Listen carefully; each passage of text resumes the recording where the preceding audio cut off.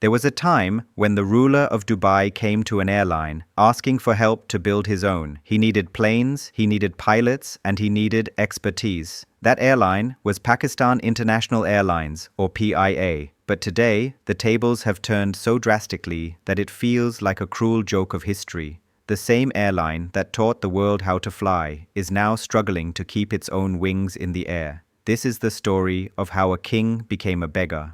Hello and welcome. If you're new here, welcome to Amazing 5. Let's go back to a time before Pakistan even existed on the map. The year is 1946. Muhammad Ali Jinnah, the founder of the nation, knew that a country without wings would never soar. So, months before independence, he gathered Muslim businessmen in Calcutta and launched Orient Airways. It was the first airline owned by Muslims in British India. When Pakistan was born in 1947, this small airline became a lifeline.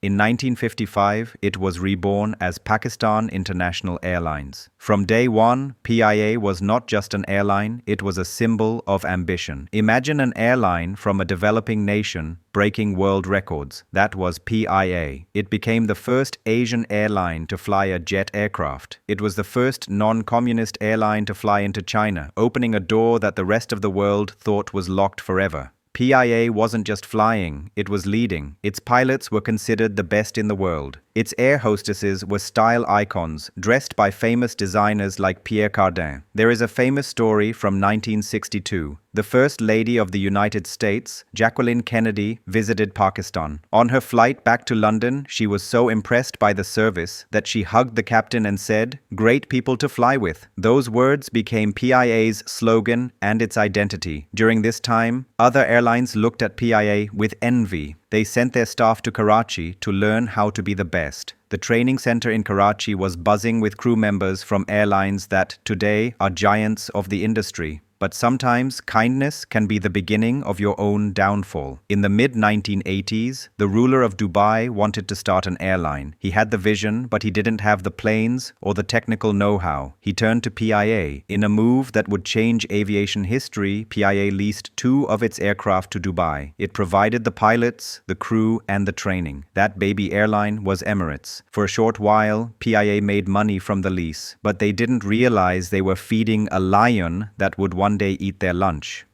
Emirates learned fast. They took the routes that PIA dominated.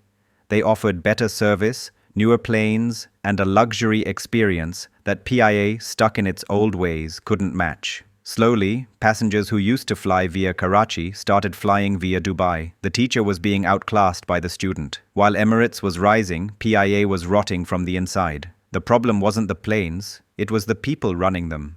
Governments changed, but the habit of treating PIA like a personal property didn't. In the 1970s, the airline was nationalized. Suddenly, hiring was based on who you knew, not what you knew. Politicians stuffed the airline with thousands of unnecessary employees. The payroll became a burden too heavy to carry. Management made baffling decisions.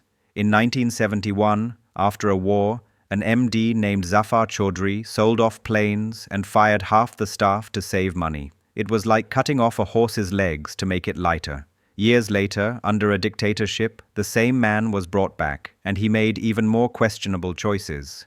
By the 2000s, PIA was bleeding money. Every minute that passed, the airline lost thousands of rupees. In 2023, the loss was a staggering 234,000 rupees per minute. But the worst was yet to come. In May 2020, a PIA flight crashed into a residential area in Karachi, killing 97 people. It was a tragedy that shook the nation. Just a month later, the country's own aviation minister stood in parliament and claimed that many Pakistani pilots held fake licenses.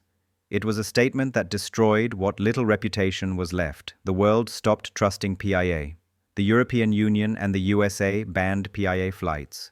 The airline that once connected east to west was now grounded in its own home. Today, the situation is heartbreaking. The government tried to sell the airline. They even offered the massive Pakistan steel mills as a free gift to anyone who would buy PIA. But when the bidding started, the offer was a measly $36 million. To put that in perspective, Emirates makes that amount of money in just 2 days. From the skies of New York and Tokyo to being banned in Europe, PIA's journey is a lesson in how greatness can be lost. It is a story of vision betrayed by incompetence. The airline that once taught the world to fly is now waiting for someone, anyone, to save it from crashing forever.